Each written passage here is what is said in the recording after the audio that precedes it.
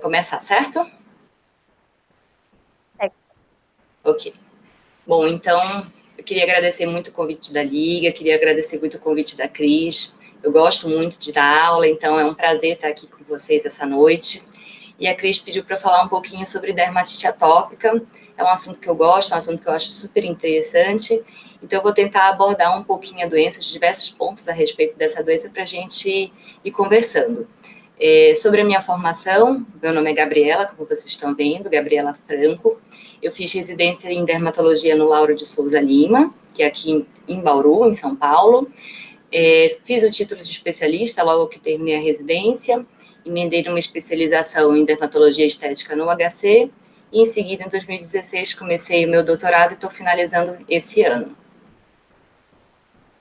Bom, para deixar a aula um pouquinho mais didática, eu dividi em alguns tópicos. A gente vai fazer uma breve introdução sobre o assunto, falar da fisiopatogenia da doença, do quadro clínico, das lesões, que tipo de lesão, topografia, falar um pouco do diagnóstico. Vamos seguir com o tratamento e, no final, vou fazer as últimas considerações.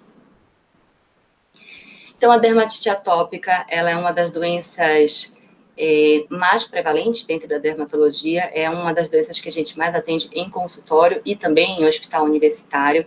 Existem alguns sinônimos para essa doença, então pode ser reconhecida como eczema atópico, eczema constitucional, neurodermite disseminada, e a dermatite atópica, ela é a principal manifestação cutânea de atopia. Atopia é um nome que faz referência a alguns tipos de alergia. Pode ser alergia de vias aéreas superiores, alergia da pele. Então, na pele, a principal manifestação é através da dermatite atópica. Esses pacientes com dermatite atópica, muito frequentemente, têm várias outras manifestações de atopia. Então, 30% dos pacientes com dermatite atópica também vão apresentar asma ou rinite alérgica. 15% desses pacientes vão apresentar episódios de urticária, que também é um tipo de alergia na pele, que é aquela alergia que deixa aqueles vergões, aquelas lesões mais eritematosas. E 70% desses pacientes têm um histórico familiar de atopia. Então, pai, mãe, irmão, que também tem essa história de alergia, seja uma alergia cutânea ou alergia de vias aéreas. Apenas 15% desses pacientes não vai ter associação com nenhum tipo de atopia respiratória. Então, a gente vê que a dermatite atópica é uma das doenças que faz parte de um espectro enorme de manifestações de atopia. É uma doença que ela tem uma prevalência universal, uma ocorrência mundial, e atualmente a gente tem um número superior a 230 milhões de casos distribuídos no mundo inteiro. Essa é uma doença que acomete principalmente os pacientes em países desenvolvidos ou em desenvolvimentos. E o que a gente percebe também é que a faixa etária mais comprometida são as crianças. 20% dos casos de dermatite atópica estão nos primeiros anos de vida.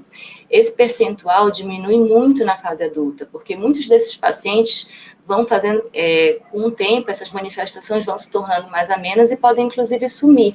Por isso que o percentual no adulto é muito inferior, gira em torno de 2% até 5%. A maioria dos casos tem o seu início antes dos 5 anos de idade. Mais de 80% desses casos iniciam a doença antes dos 5 anos de idade. E um percentual até relevante inicia no primeiro ano de vida, a partir dos 3 meses de vida. Então, é uma doença que tem uma instalação precoce na grande maioria dos casos, mas isso não impede que essa manifestação também ocorra mais tardiamente. Alguns casos podem começar só na adolescência e uma minoria de casos pode começar apenas também na idade adulta. Desses pacientes que começam o quadro na infância, 20 a 40% deles vão persistir com as manifestações durante a vida adulta. Mas o que a gente percebe é que o quadro clínico se torna menos intenso, os sintomas se tornam mais brandos na vida adulta. Sobre a fisiopatologia da doença, sobre as causas da doença, essa dermatite atópica, ela é uma doença multifatorial. Existe uma relação muito complexa entre vários fatores e os principais deles eu listei aqui para vocês, que são os defeitos da barreira cutânea, que estão relacionados à nossa pele, os defeitos nas camadas da pele, a gente vai falar um pouquinho sobre isso. Existe uma disfunção imunológica, o sistema imune a resposta imunológica está alterada com a ativação de várias interleucinas e o desencadeamento de uma cascata inflamatória. Existem também alterações do microbioma. Microbioma representa, na verdade, a quantidade de bactérias que estão presentes na nossa pele. Todos nós, mesmo os indivíduos saudáveis, temos bactérias na nossa pele. Só que a quantidade de bactérias e o tipo de bactéria que nós temos é diferente do paciente com dermatite atópica.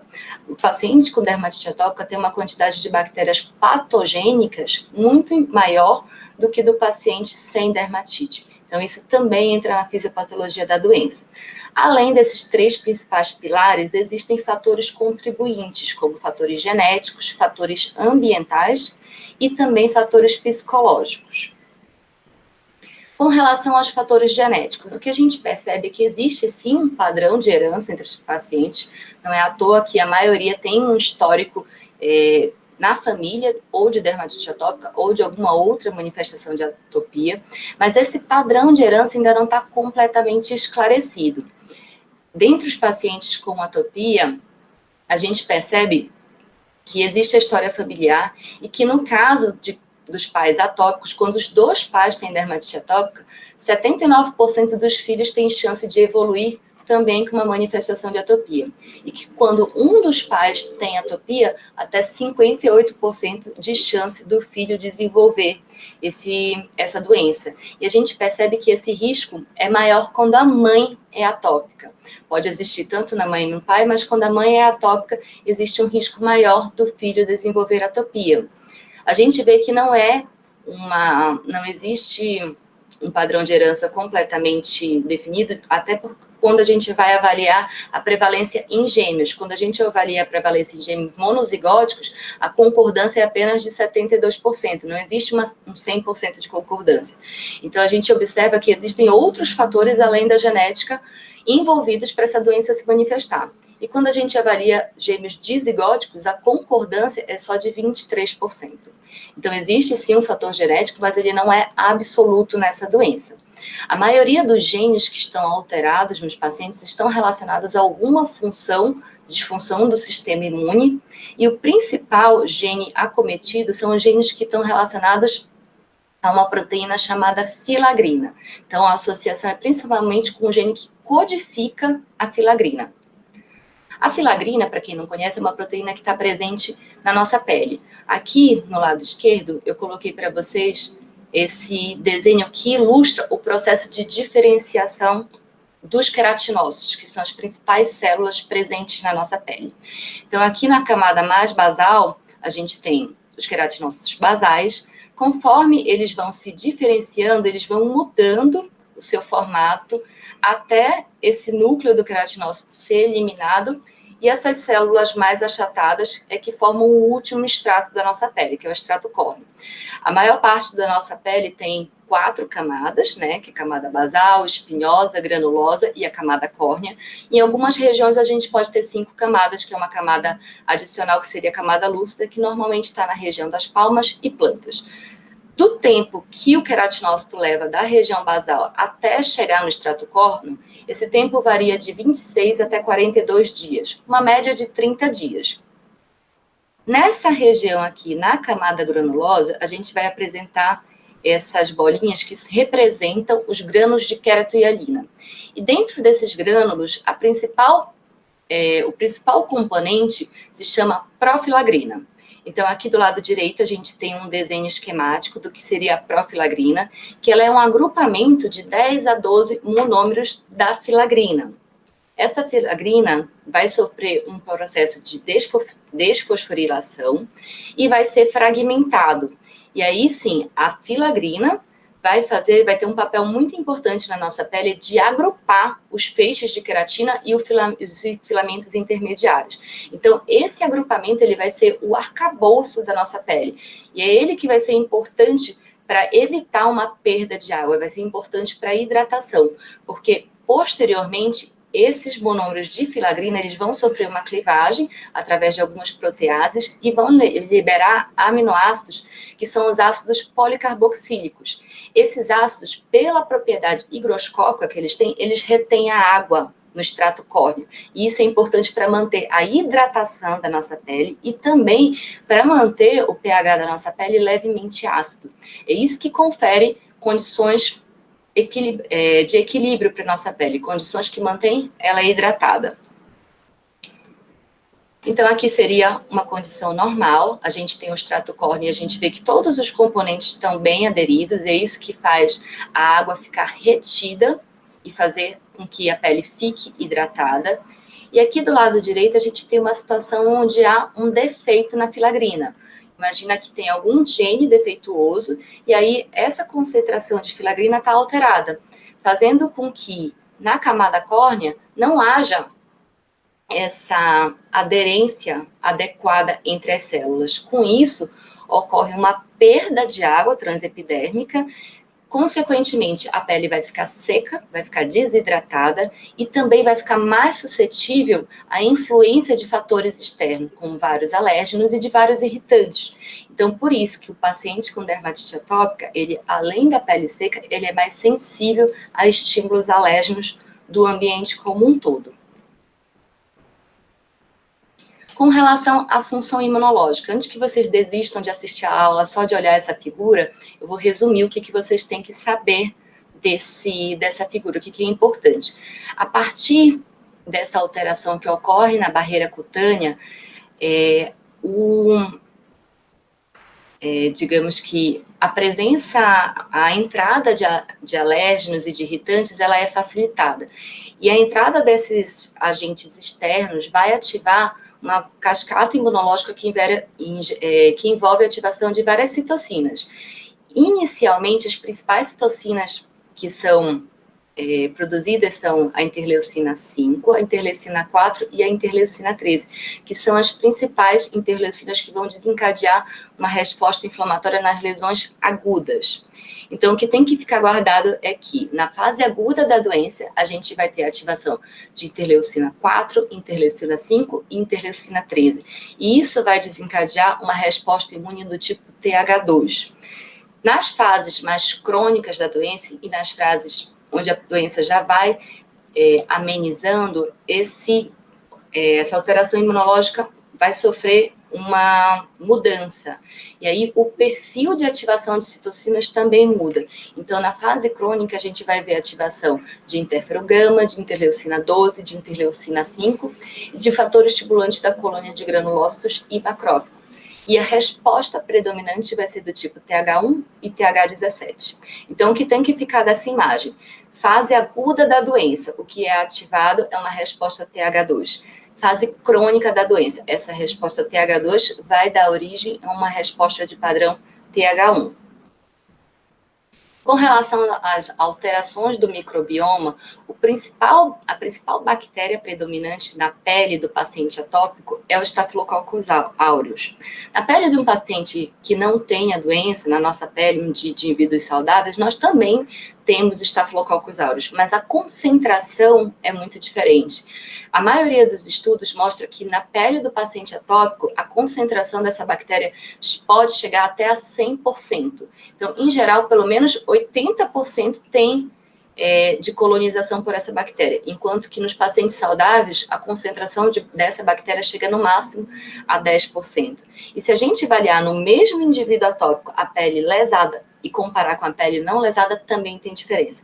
A pele que tem lesão de dermatite atópica, ela também tem uma concentração superior de Staphylococcus aureus em comparação àquela pele que não tem as lesões em atividades. Então, na pele lesada, a gente tem 70% de Staphylococcus aureus contra 39% na pele não lesada.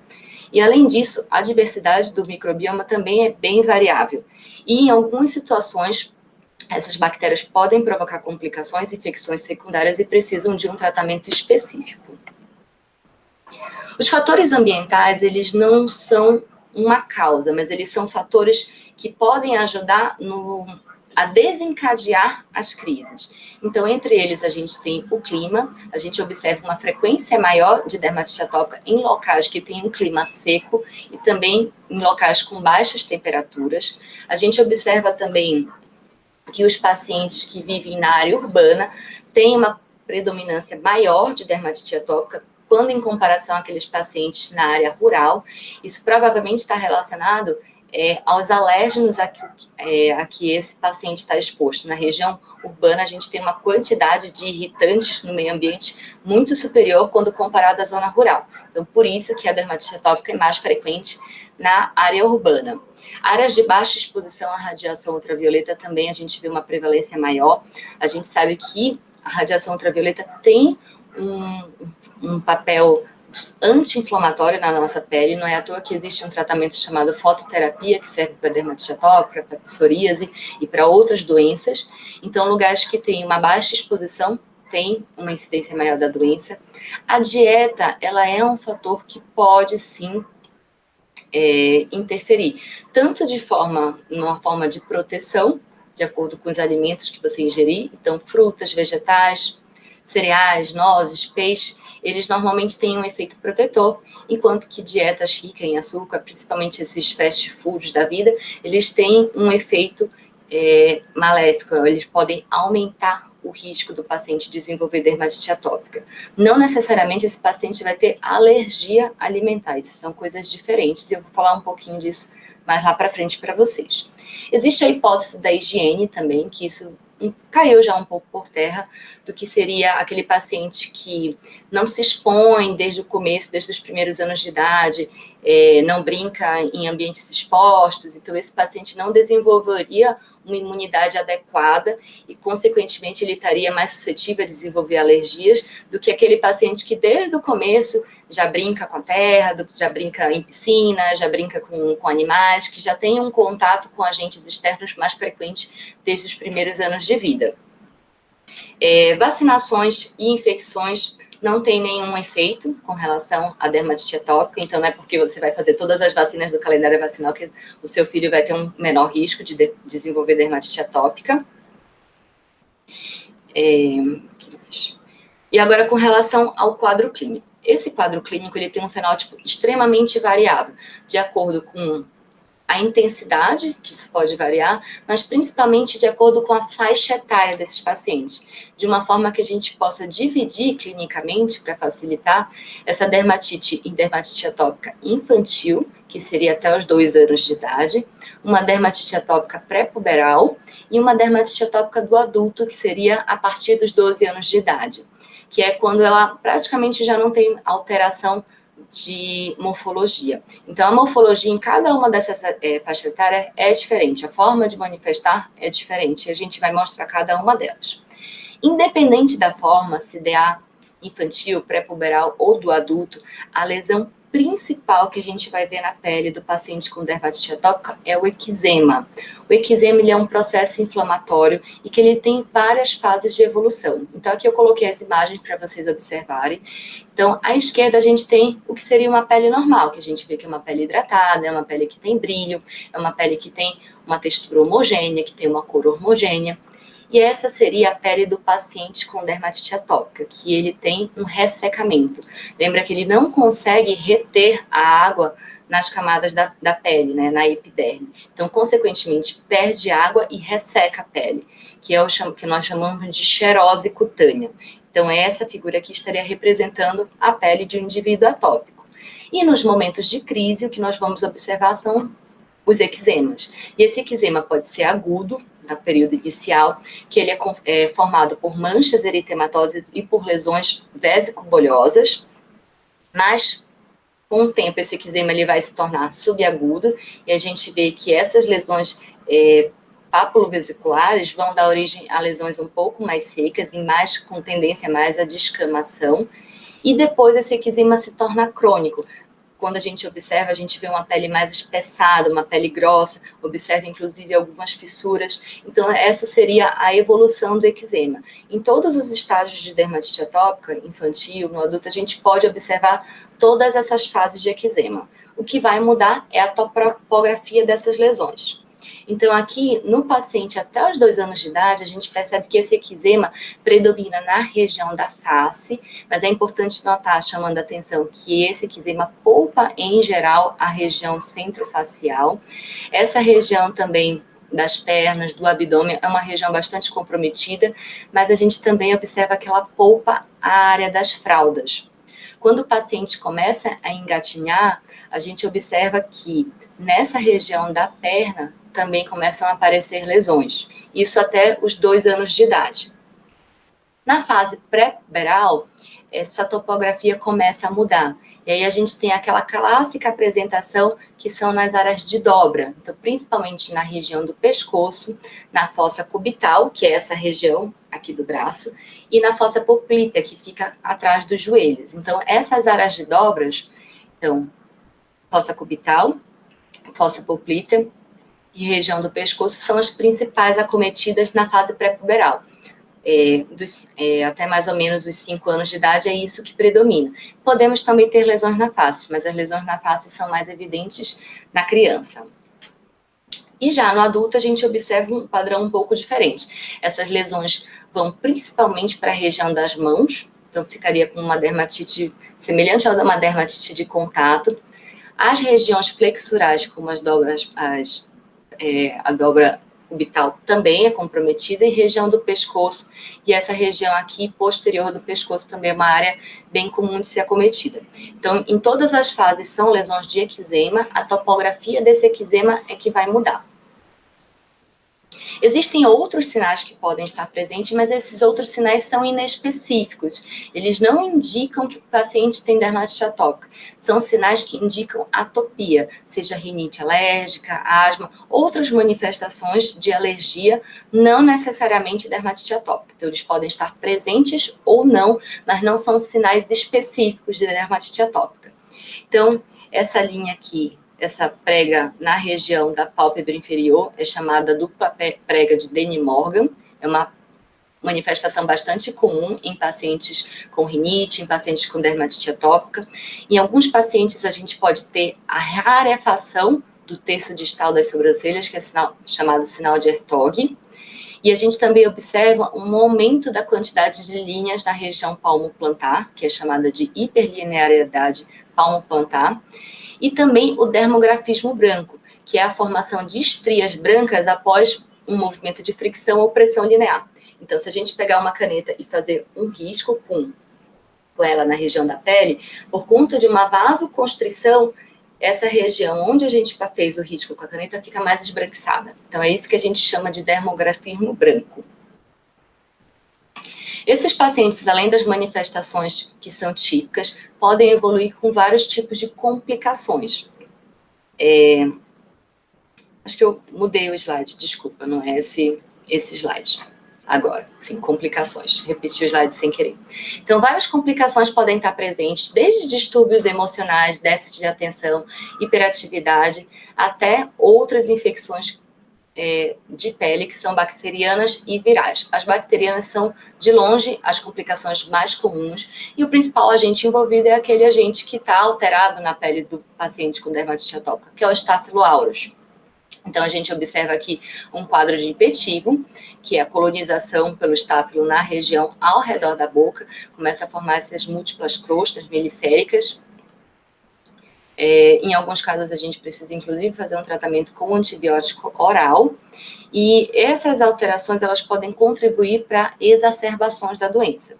Infecções virais também podem ocorrer como complicação, e a mais grave delas se chama erupção variceliforme de Kaposi, que é uma infecção disseminada pelo herpes simples, no qual o paciente vai apresentar várias lesões na pele, que são essas lesões aqui, e também febre alta. Eventualmente pode ter sintomas constitucionais, como cansaço, dor no corpo, perda de peso, mas o que marca mesmo são essa erupção generalizada e também a febre alta. Então, isso é um sinal de infecção disseminada pelo herpes, que nós chamamos de erupção variceliforme de Kaposi.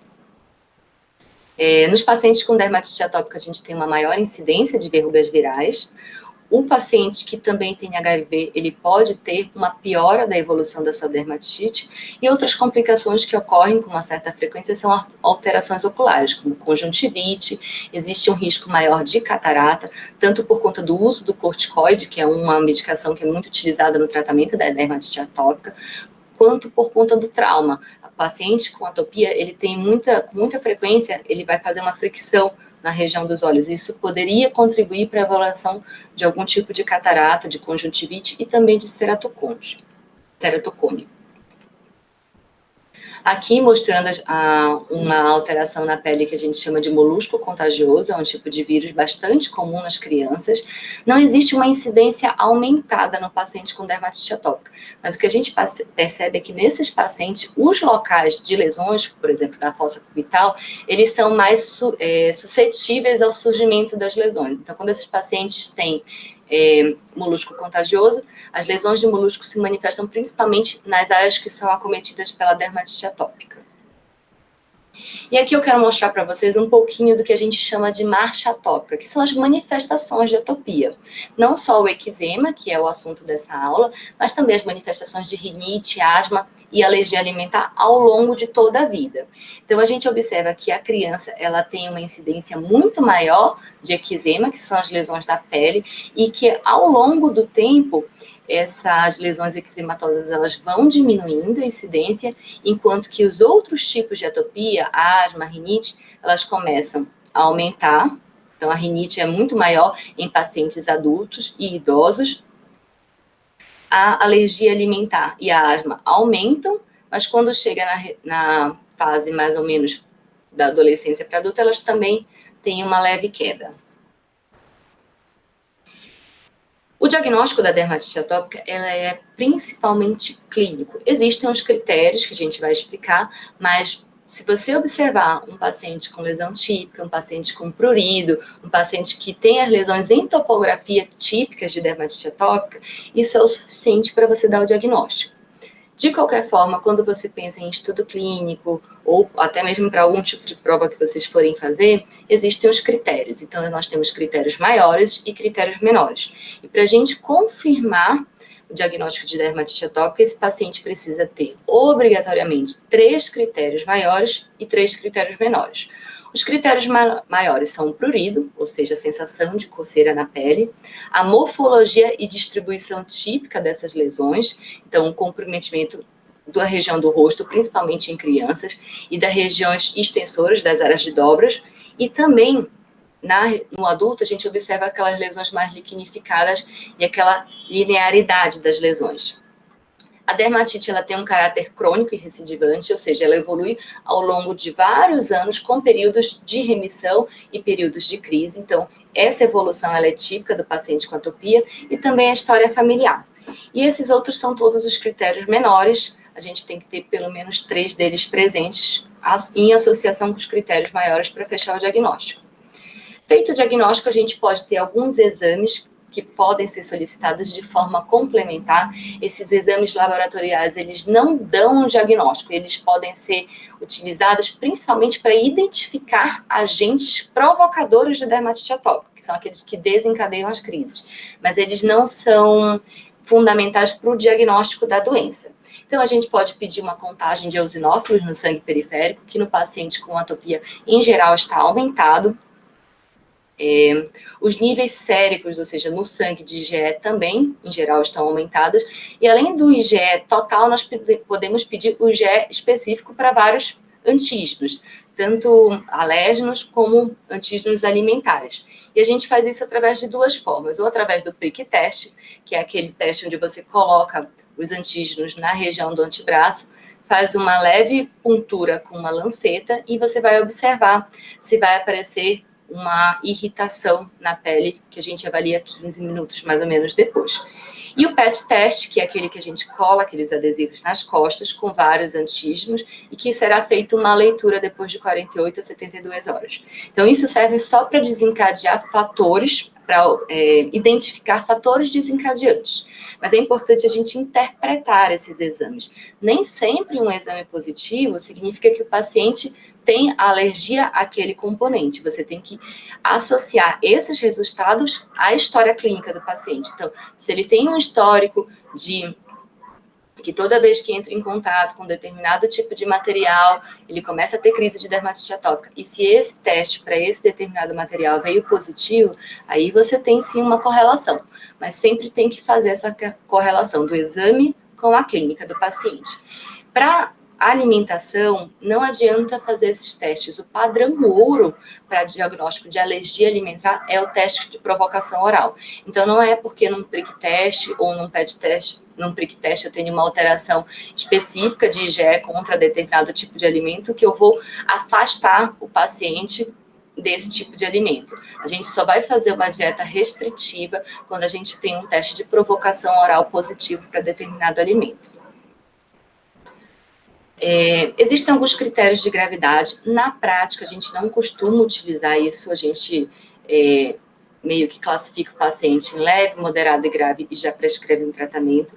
Mas para fazer algum tipo de trabalho clínico, ou se você realmente quiser ter um acompanhamento mais específico desse paciente, é interessante a gente fazer a classificação de acordo com os critérios de gravidade. Então, aqui a gente tem o principal critério utilizado, que é o SCORE-AD, e ele vai avaliar 3 elementos principais, que é a extensão das lesões, que entraria como 20% desse score, a gravidade dessas lesões e alguns sintomas subjetivos. O principal deles seria a gravidade das lesões. Então, ele é dividido em A, B e C.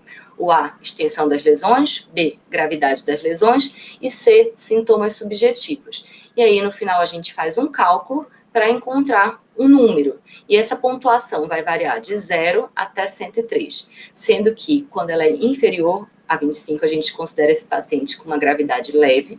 De 25 a 50, a gente considera que esse paciente tem um quadro de doença moderado, e acima de 50, a gente já considera um caso grave. Claro que a gente não precisa decorar tudo isso, hoje é muito mais fácil, a gente tem vários aplicativos que já fazem esse cálculo para a gente, e aqui eu coloquei o aplicativo oficial mesmo do SCORE-AD. Aqui tem um endereço que vocês podem baixar, isso pode ser baixado tanto no computador como no smartphone. Quando você baixa, essa é a tela inicial, você vai fazer um cadastro. Então, aqui eu vou adicionar um paciente, coloquei o sobrenome, coloquei o nome, data de nascimento, tipo de pele. Eu não sei classificar o tipo de pele. O aplicativo é tão legal que ele até mostra o tipo de pele para você classificar. Então, você vai colocar o tipo de pele, vai fazer o cadastro desse paciente. Fiz o cadastro, em seguida ele vai para a primeira avaliação, que é a avaliação da letra A, ou seja, da extensão das lesões. E aí você vai clicar em cada uma das regiões que estão comprometidas. Então, aqui, eu mostrei para vocês, esse paciente tem lesão na face, lesão nos braços e nessa região da perna. E aí, em seguida, ele vai passar para a próxima fase do teste, que é a gravidade das lesões. E aí, a gente tem 6 itens que devem ser avaliados: a secura da pele, a vermelhidão, o edema, ou seja, um inchaço, a presença de crostas ou eliminação de algum líquido de exudado através das lesões, as lesões de coçadura e o espessamento da pele. Então, a gente vai avaliar todos esses 3 itens. Como é que você vai avaliar? Você vai dar uma nota de 0 a 3 para cada uma dessas características. Então, aqui a primeira característica, a secura da pele. Você vai avaliar e vai dar uma nota de 0 a 3. Eu não sei qual é o parâmetro. Você vai ver no próprio aplicativo. Então, aqui a gente vê, esse seria o número 0, uma nota 0. Aqui a gente tem uma secura leve, que seria um número 1. Aqui uma secura mais intensa, o número 2. E o número 3. Então, você vai e clica no que corresponde à pele do seu paciente. Você vai seguir com a vermelhidão, a mesma coisa. Você vai observar 0, 1, 2 ou 3. Então, 0, 1, 2 e 3. E vai ver qual que mais se encaixa para o seu paciente. Como eu fiz nesses 2 primeiros, você vai fazendo em todos. Então, vai fazer para a parte do inchaço, vai fazer para a parte das crostas, vai fazer para as lesões, para as feridas de coçadura e vai fazer para o espessamento da pele. Fez a avaliação desses 6 itens, aí você vai para a última parte da classificação, que são os sintomas subjetivos. E você vai avaliar 2 sintomas principais, que é o prurido, a coceira que esse paciente tem durante o sono, e o quanto esse paciente se incomoda a ponto de despertar por conta dessa coceira. E também vai fazer uma escala analógica com relação à coceira e com relação à perturbação do sono. Então, você pede para o paciente dar uma nota de 0 a 10. Então, 0 seria nada de perturbação de sono, então ele dorme tranquilamente, e 0 de coceira. Enquanto 10 seria, olha, eu não consigo dormir de jeito nenhum, e o 10, eu tenho uma coceira totalmente incontrolável. Então, você vai e arrasta aqui até, mais ou menos, a pontuação que o seu paciente está referindo para você. No final, ele vai fazer o cálculo, a gente pode ver aqui que ele já até calculou. Então, no meu caso, seria 31,9, que seria já uma dermatite atópica considerada de intensidade, de gravidade moderada. Você pode, ao final, anexar uma foto do seu paciente e descrever algum comentário a respeito desse paciente. Então, aqui você pode colocar uma foto, aqui eu coloquei a foto da minha sobrinha, que é a Duda. Então, ela disponibilizou os direitos autorais para a gente compartilhar aqui na aula. E no final você salva e todos os dados desse paciente vão ficar arquivados no seu aplicativo. Então, aqui, avaliação, nessa data, o nome, sobrenome, data de nascimento. E todas as vezes que vocês acessarem o aplicativo, vocês vão e podem fazer um histórico desse paciente. Então, toda vez que ele for no consultório, você faz a avaliação e você vai ver esse histórico, ele vai montar um gráfico. Então, você vai observar que se com o tratamento essa gravidade está mantendo, se está piorando ou se está melhorando. Então, conforme você vai fazendo as avaliações, vai surgir aqui a data e o score, a data e o score, e vai montar esse gráfico para vocês conseguirem acompanhar esse paciente. Eu acho que essa é uma ferramenta bem interessante, super simples de usar e que ajuda muito no acompanhamento desses pacientes com dermatite atópica. O tratamento ele tem como principal objetivo controlar a doença a longo prazo. Essa é uma doença que não tem cura, já que existem todos aqueles fatores envolvidos, e em especial o fator genético. Então, a gente tem que conscientizar que para o paciente que essa é uma doença crônica e que o objetivo do tratamento é controlar essa doença a longo prazo, reduzir a quantidade, o número de crises e manter esse paciente o maior tempo possível longe de crises com uma boa qualidade de vida. E esse tratamento a gente pode dividir em tratamento básico, tratamento proativo e tratamento sistêmico. O tratamento básico ele vai incluir alguns elementos, mas o pilar desse tratamento é a hidratação. Ou seja, você sair do banho e já, ao mesmo tempo, passar o hidratante nesse paciente. A gente tem que explicar que tem que praticamente tomar um segundo banho de hidratante, que essa hidratação é extremamente importante e que ela deve ser aplicada logo após o banho. Isso, independente se o paciente está ou não com crise. A hidratação ela é mantida de forma contínua, porque o paciente com dermatite atópica sempre vai ter a pele mais seca. Então, estando ou não com crise, a hidratação tem que estar presente. A gente vai escolher um hidratante que não seja irritante, de preferência um hidratante, por exemplo, que não tenha ureia, que não tenha amônia, que não tenha nenhum tipo de corante, de parabeno, nada que possa irritar essa pele. E hoje a gente tem no mercado vários tipos de hidratantes que são próprios para esses pacientes com dermatite atópica. E nos períodos de crise, naquelas lesões de eczema, que são normalmente localizadas, o tratamento padrão ouro é o uso de corticoide tópico. E esse corticoide tópico ele vai ser utilizado somente naquele período de crise. A gente tem que levar em consideração a potência do corticoide que a gente vai escolher. A gente tem corticoides de baixa potência e corticoides de potência moderada e potência alta e muito alta. Então, toda vez que eu aumento a potência, eu vou aumentar a eficácia do meu tratamento, mas eu também estou aumentando os efeitos colaterais desse corticoide. O corticoide, quando ele é utilizado a longo prazo, ele pode contribuir para o afinamento dessa pele, pode contribuir para fazer com que surjam algumas telangiectasias, que são pequenos vasinhos que podem surgir na pele, e deixar essa pele, inclusive, mais sensível. Então, a gente tem que utilizar o corticoide, ele é o padrão ouro, mas ele tem que ser utilizado de forma pontual. E toda vez que você for utilizar um corticoide, você tem que considerar a potência desse corticoide. E a área onde ele vai ser aplicado. Por exemplo, na região da face, a gente tem que evitar corticoides de alta potência. Porque na região da face é mais comum ocorrerem os efeitos colaterais com relação ao corticoide, principalmente na região da pálpebra. Quando a gente avalia uma área corporal, é mais fácil a gente utilizar um corticoide de alta potência. Então, tudo isso tem que ser avaliado na escolha do corticoide que a gente vai fazer. Tem que ser avaliado a intensidade da lesão, o local dessa lesão e o quanto esse paciente vai usar, o tempo de uso desse corticoide. Uma segunda opção de tratamento, aqui eu esqueci de comentar, eu coloquei algumas opções de hidratante para vocês, né? Então, esse hidratante, como eu falei, tem que ser aplicado logo após o banho não pode ser muito demorado e também evitar água quente. Esses hidratantes, a maioria deles, eles também têm um sabonete equivalente, que é um sabonete que normalmente não vai ressecar a pele e que mantém o pH da pele também, não vai provocar nenhum desequilíbrio. E outra forma de você hidratar o paciente é através de alguns trajes específicos que são chamados de wet wrap. Antigamente, a gente não tinha esses trajes específicos, então o paciente ele era internado, a gente passava hidratante no corpo todo e enfaixava ele completamente, como se fosse uma múmia. Hoje em dia, a gente já tem esses trajes, o que facilita muito o nosso trabalho, e isso melhora muito a qualidade da pele desse paciente. Então, aqui o corticoide tópico, que eu já falei. Esse daqui, no caso, é uma hidrocortisona, que é um corticoide de baixa potência. É só um exemplo de corticoide que pode ser utilizado, mas como eu falei, a gente pode utilizar vários corticoides, a gente vai escolher de acordo com a intensidade das lesões e da topografia, onde está essa lesão que a gente vai tratar. E uma segunda opção, a segunda linha de tratamento tópico são os inibidores de calcineurina, que a gente vai ter o pimecrolimus e o tacrolimus. Eles não substituem o corticoide, mas eles têm menos efeitos colaterais. Então, eles podem ser utilizados, por exemplo, numa região de pálpebra, numa região de área genital, que são mais suscetíveis aos efeitos colaterais. Então, é uma segunda opção de tratamento depois dos corticoides. Corticoides da primeira linha, inibidores de calcineurina, a segunda linha do tratamento tópico.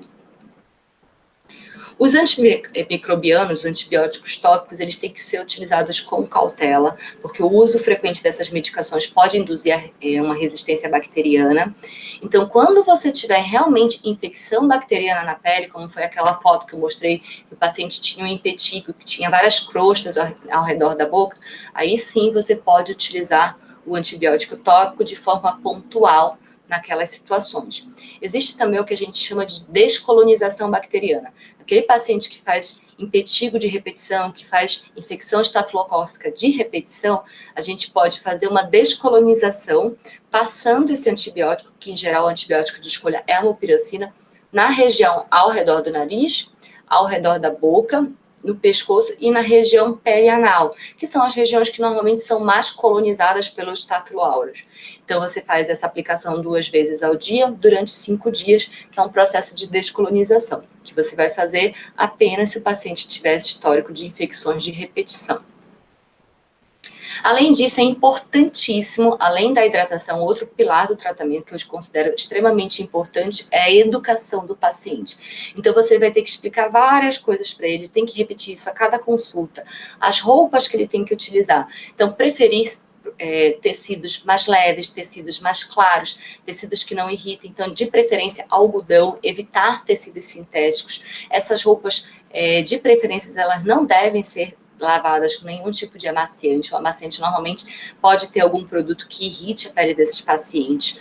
O banho desse paciente tem que ser um banho mais curto, com água um pouco mais pro frio, pro morno, evitar banhos com água muito quente. Eu costumo falar no consultório que se estiver embaçando o espelho do banheiro é porque está muito quente.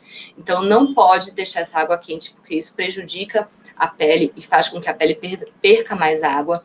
Os fatores emocionais têm que ser controlados, então em algumas situações até procurar grupos de apoio, conversar com a criança, talvez fazer uma avaliação psicológica dela, fazer um acompanhamento com o terapeuta se for necessário. Com relação à limpeza, a gente tem que manter a casa o máximo que possível livre de irritantes e de alérgenos. Então evitar acúmulo de mofo, de pó. Bichinho de pelúcia é uma coisa que acumula também muita poeira, muito mofo, então evitar que as crianças tenham esse tipo de brinquedo, carpetes, tapetes, lavar esses tipos de objetos com frequência, para sempre evitar o acúmulo de ácaros e de pó nos ambientes do paciente com dermatite atópica. A alimentação, ela é controvérsia. A princípio, não existe uma restrição. Esse paciente ele pode comer de tudo, sem problema, de forma equilibrada, é claro. Mas existem alguns pacientes com dermatite atópica que têm alergia a determinado alimento. Nesses casos, aí sim, você tem que afastar esse alimento. Então, lembrando que não adianta fazer um prick test para fazer o diagnóstico de alergia alimentar. padrão ouro para o diagnóstico de alergia alimentar é o teste de provocação oral. Um teste positivo, aí sim você vai afastar o alimento, mas de maneira geral, não existe uma restrição de dieta para esses pacientes. E a hidratação, que a gente conversou, que tem que ser aplicada logo depois do banho, de forma bastante vigorosa, independente da fase da doença. O que a gente chama de tratamento proativo? Aquele paciente que fica muito tempo tendo crise, faz crises de repetição, não consegue se manter sem crise durante um período de tempo razoável, a gente pode fazer o tratamento proativo. Ele pode ser feito tanto com corticoide como com os inibidores de calcineurina. A gente só tem estudos no caso de tratamento proativo com o tacrolimus, que seria o nome comercial Protopic, também tem o Tafic, os dois são tacrolimus. Então, tanto com corticoide como com inibidores de calcineurina. E ele funcionaria da seguinte forma: a gente iria aplicar essa medicação em áreas que eram previamente que tinham lesões prévias. Então, se o paciente tinha lesão na fossa cubital e na fossa poplítea, depois que a crise passou, você vai aplicar o corticoide nessa região 2 vezes na semana, durante um período que pode durar até 1 ano. Quando você aplica só 2 vezes na semana, você diminui muito a incidência dos efeitos colaterais. E já está comprovado que essa aplicação 2 vezes na semana consegue reduzir o número de crises a longo prazo. Nos pacientes com uma doença de moderada a grave, ou aqueles pacientes que foram resistentes ao tratamento tópico, então o tratamento tópico não foi o suficiente, a gente pode entrar no tratamento sistêmico. A gente pode utilizar os antihistamínicos, que são os antialérgicos, que eles têm um uso controverso, porque eles não vão mudar a evolução da dermatite atópica em si. Eles ajudam a controlar o prurido, melhoram a qualidade de sono desse paciente, então isso já é um ponto positivo, mas você vai prescrever se o paciente tiver essa queixa de prurido e de que não está conseguindo dormir. Se não, ele não muda a evolução da doença. Os anti-inflamatórios sistêmicos, a gente tem algumas opções. Os corticoides orais têm que ser utilizados com muita cautela. Corticoide oral, que vai ser utilizado a longo prazo, tem uma série de efeitos colaterais. Então, eles podem ser utilizados apenas em casos excepcionais e por, no máximo, 1 semana. Se eu tenho um paciente grave que precisa de tratamento oral, a droga de escolha de primeira linha é a ciclosporina, porque esse é o tipo de imunossupressor que melhora mais rápido a dermatite atópica. O uso com 2 semanas já tem resultados muito positivos de melhora das lesões. A gente faz uma dose inicial um pouquinho mais alta e faz uma dose de manutenção. O que a gente tem que prestar atenção na ciclosporina também são os efeitos colaterais, que ela é uma medicação que pode dar alteração da pressão arterial e pode dar alteração também renal. Então, esses pacientes têm que fazer um controle laboratorial para checar essas 2 condições. Até 1 ano a gente consegue utilizar tranquilamente, desde que você vá acompanhando. O ideal é você tirar o paciente da crise, fazer uma manutenção durante um tempo e depois tentar voltar para o tratamento tópico. Mesmo fazendo o tratamento sistêmico, mesmo tomando, por exemplo, ciclosporina, não abre mão de passar o hidratante. O paciente tem que manter aquela terapia básica. Existem outras opções de imunossupressores naqueles pacientes que têm contraindicação ao uso da ciclosporina, que são metrexate, azatioprino, microfenolato, que vão ser utilizados de acordo com cada caso. Além dos medicamentos orais, a gente tem alguns procedimentos, alguns tratamentos complementares, que aí entraria a fototerapia. A fototerapia, ela tem um efeito imunomodulador na nossa pele, então ela pode sim ajudar a diminuir esse processo inflamatório que está ocorrendo na dermatite atópica. Os casos mais graves eventualmente precisam de hospitalização para o tratamento sistêmico, principalmente quando existe alguma infecção associada. Lembrar daquele caso de herpes disseminado, que dá lesões bastante importantes. Então, as infecções bacterianas, entrar com um antibiótico, que pode ser um antibiótico oral, ou, se for grave, um antibiótico endovenoso, e o tratamento de primeira escolha nesse sentido são as cefalosporinas, então, cefalexina, 500 mg, de 6 em 6 horas durante 7 a 14 dias, caso a gente opte para medicação via oral, e caso internado, vai fazer a medicação endovenosa. Nos casos de herpes disseminado, a gente vai fazer o aciclovir, e dependendo da gravidade, pode ser o aciclovir oral ou o aciclovir endovenoso. A gente tem alguns medicamentos que estão sendo testados, e entre eles os imunobiológicos, que a gente tem o dupilumab, que é um anticorpo monoclonal, que ele é antirreceptor alfa da interleucina 4. Isso tem um resultado muito positivo, mas o que ainda limita o uso dessas medicações é o custo dessas medicações. Então, ele já está aprovado nos Estados Unidos, mas aqui no Brasil ainda está em fase de estudo. Aqui eu coloquei um fluxograma do consenso da Sociedade Brasileira de Dermatologia. Então, casos leves, a gente faz aquele tratamento básico. Eventualmente, se for um paciente que tem uma frequência muito grande de crises, a gente pode fazer aquele tratamento proativo, e nos casos moderados, que foram refratários ao tratamento tópico, fazer essas últimas opções que nós conversamos, mas sempre mantendo principalmente a questão da hidratação e da educação daqueles hábitos que têm que ser adequados no paciente com dermatite atópica. Então, finalizando a aula, o que eu tenho para deixar de mensagem, se passou, você não prestou atenção em nada, o que tem que ficar são esses últimos pontos chaves. A dermatite atópica, ela é uma doença inflamatória crônica que afeta substancialmente a qualidade de vida dos pacientes. Ela é uma doença que se manifesta clinicamente sob a forma de eczema. Esse eczema, ele tem uma morfologia e distribuição típica dessas lesões na superfície cutânea, além do ressecamento da xerose cutânea e do prurido, que é o sintoma mais importante. É uma doença que tem etiologia multifatorial, que inclui defeitos da barreira cutânea, disfunção imunológica e alterações do microbioma, sendo ainda mediada por fatores genéticos, ambientais e psicológicos. O diagnóstico é feito de forma clínica e os exames complementares são para auxiliar na determinação de fatores desencadeantes.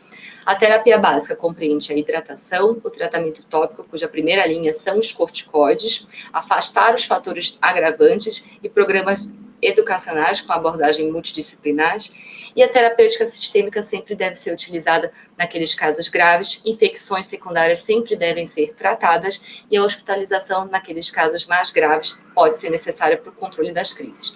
Aqui eu coloquei as referências que eu utilizei para fazer essa aula, depois vocês podem copiar.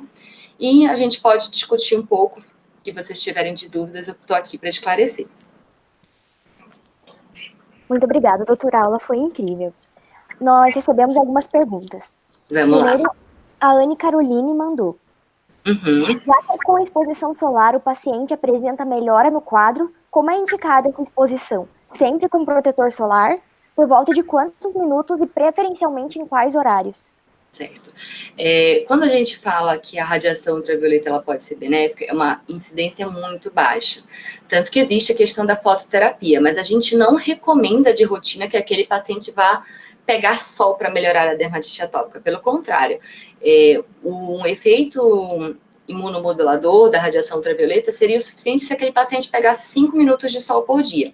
Mais que isso, pode ser inclusive prejudicial para a pele desse paciente.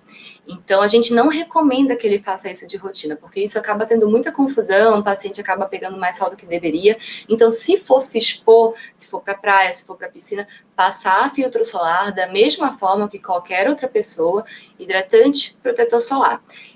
A gente só vai utilizar da radiação ultravioleta se for necessário, como eu falei, se for um caso que for resistente ao tratamento tópico, e vai fazer isso sempre na forma de fototerapia, nunca vai deixar para o paciente fazer de forma aleatória.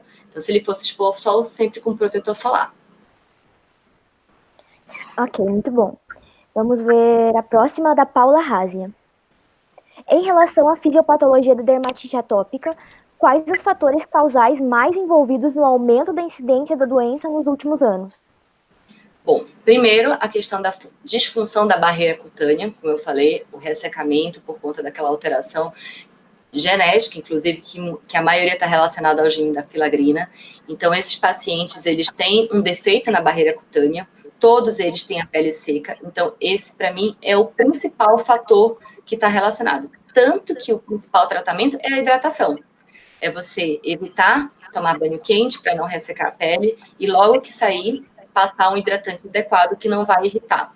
Os outros, afastar os alérgenos. Então, o fator ambiental é importante, o ambiente que aquele paciente está exposto. O fator genético é uma coisa que a gente não tem como modificar, mas é um fator que pode estar presente, como eu falei, até A gente vê quando os dois pais têm atopia, até 70% dos filhos têm a chance de ter. Então, acho que esses são os principais. O fator imunológico também, o fator de disfunção da barreira, o fator alimentar é um fator que influencia em alguns casos, mas uma menor intensidade. Então, é, na verdade, uma somatória de todos esses fatores. A Nicole Caroline mandou: há diferenças no perfil da dermatite atópica nos diferentes lugares do mundo? Se sim, quais são elas? Na verdade, assim, não tem. A clínica é muito parecida, independente do paciente estar num lugar ou outro. O que a gente percebe é que existem locais, por conta daqueles fatores ambientais, por conta do clima, que é mais seco, baixas temperaturas, que naqueles locais, às vezes, a incidência é maior. Mas a manifestação clínica é muito parecida, independente do local. Não é porque eu estou num clima mais seco ou num clima mais úmido que vai ter uma diferença das lesões clínicas. O que pode diferenciar, às vezes, é a intensidade, mas a topografia das lesões é bem típica, independente da região onde você mora. A Ana Paula Mayra perguntou: quanto tempo demora para a ciclosporina fazer efeito? Em geral, 2 semanas. E ela comenta aqui que meu sobrinho faz tratamento há 1 ano e infelizmente ainda não melhorou. Ela pergunta se o protocolo Coimbra realmente funciona. Eu não entendi qual o protocolo? Protocolo Coimbra. Não conheço esse protocolo, para falar a verdade. Normalmente, algumas pessoas, às vezes, eles dão uns nomes específicos para coisas que a gente já está acostumado a usar. Então, esse nome específico eu não conheço. Mas 1 ano de crise, você tem que pensar em tratamento sistêmico. Alguma medicação, claro, reforçar, ver se aquele paciente está fazendo os cuidados básicos, né? Se está hidratando direito, se está afastando os fatores desencadeantes. E às vezes você tem que considerar outras doenças, não é tudo que tem eczema na pele que é dermatite atópica. Existem diagnósticos diferenciais no adulto, inclusive a gente pensar em micose fungoide, outras doenças, você tem que afastar para fechar o diagnóstico de dermatite atópica. Fiz biópsia, fiz exame complementar, é dermatite atópica, eu não estou melhorando com 1 ano. Pensar naquelas opções de tratamento sistêmico. Se for realmente uma dermatite grave, o tratamento de escolha, caso o paciente não tenha contraindicação, seria a ciclosporina. Todos os outros, eles demoram mais tempo para agir. Em geral, a partir de 4, 6 semanas é que eles começam a ter uma melhora. Então, por isso que a ciclosporina é o tratamento de escolha, que é ele que melhora mais rápido. E por último, Gleison Andrade mandou: vitamina D ajuda a reduzir os sintomas? Não existe ainda uma relação bem estabelecida entre a vitamina D e a dermatite atópica, sim, diretamente. A gente sabe que para outras doenças, não tanto dermatológicas, mas existem algumas pessoas que estão fazendo tratamento com altas doses de vitamina D, como se tivesse algum efeito anti-inflamatório, mas isso não tem evidência ainda, não está comprovado. Então, no paciente com dermatite atópica, você suplementar a vitamina D não tem nenhuma evidência de melhora, tanto que não faz parte de nenhum guideline, nem do brasileiro, nem do europeu, de tratamento de dermatite atópica. É claro, se for um paciente que tem deficiência de vitamina D, você vai repor porque ele tem deficiência, não porque ele tem dermatite atópica em si. A Ana Paula Mayra colocou aqui que o protocolo Coimbra seria a administração de uma alta dose de vitamina D, a mesma coisa. Já sei o que é, então, eu já lembrei. É porque, na verdade, isso daí não é específico para dermatite atópica. Tem um médico que é um desses que começou a fazer essa questão da altas doses de vitamina D, que eu não esqueci qual é, mas é o sobrenome Coimbra, e que ele começou a difundir isso, não especificamente para dermatite atópica, para várias doenças autoimunes e inflamatórias. Isso ainda carece de muito estudo científico, carece de evidência, tanto que na prática, em grandes centros, aqui no mesmo no HC, você não vê esse tipo de tratamento. Ninguém faz esse tipo de tratamento em hospital universitário. Então, é algo que eu já vi relatos, tem muitos pacientes que relatam melhora fazendo essas altas doses de vitamina D, mas é uma coisa que ainda precisa de estudo científico. A gente ainda não tem comprovação do resultado desse tratamento. Ok, era isso, doutora, que a gente tinha de perguntas. Muito obrigada pela aula, foi incrível. De nada. Obrigada mais uma vez pela disponibilidade. Produtivo. Não sei se eu me enrolei com esse negócio digital aí de passar aula, mas eu espero que tenha ficado, que tenha dado para todo mundo entender. Não, foi tudo certo. Então Muito tá obrigada. ótimo. Eu agradeço, Gente, eu agradeço muito mais uma obrigada a todos. e fico à disposição, que vocês... eu deixei meus contatos no slide inicial, eu acho que depois eles conseguem pegar, se tiverem alguma dúvida, precisarem mandar e-mail, direct no Instagram, eu estou super à disposição. Gente, quem ficou interessado no aplicativo, nós vamos disponibilizar o link para baixar na bio do nosso Instagram. É super fácil. Se você entrar, por exemplo, no seu iPhone e colocar lá para procurar os aplicativos, no iPhone, Samsung, qualquer um, você já coloca lá, Score e já aparece. É um dos primeiros que aparece. Então é super fácil, você já baixa. E se você não tiver, eu não tenho celular, para fazer, você pode baixar no computador e fazer daquela mesma forma e salvando os dados dos seus pacientes. É bem legal para você acompanhar esses pacientes. Perfeito, doutora. Muito obrigada pela aula. De nada. E, gente, preencham o link para o certificado que vai ficar disponibilizado nos comentários, tá? Muito obrigada a todos e até a próxima. Até a próxima. Tchau, tchau. Tchau.